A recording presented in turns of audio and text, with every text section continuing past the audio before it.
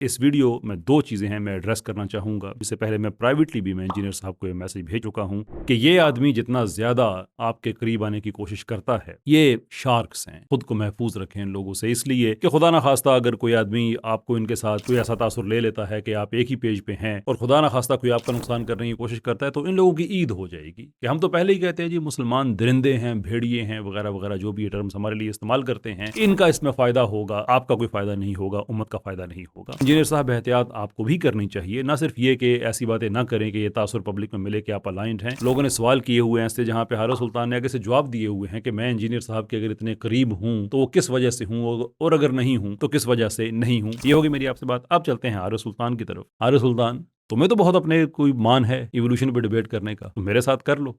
घोड़ा भी हाजिर, मैदान भी हाजिर। मेरे पास ईमेल्स का तांता बन गया था, इंक्लूडिंग वो आदमी भी जो डिबेट कराने में बहुत ज्यादा पेश तक ये हो ही हो, उसने भी मुझे ईमेल भेज के कहा कि मैं मुसलमान होना चाहता हूँ। इस आदमी ने तो हमारे पल्ले कुछ छोड़ा ही नहीं है। अब हारिस सुल्तान, तुम्हें अगर ये बहुत मान है कि इवोल्यूशन में तुम बड़ी अच्छी डिबेट कर सकते हो, घोड़ा भी हाजिर, मैदान भी हाजिर, मुझे टैग करके अपना ईमेल एड्रेस यूट्यूब पे लगा दो, मैं तुम्हें ईमेल कर दूंगा।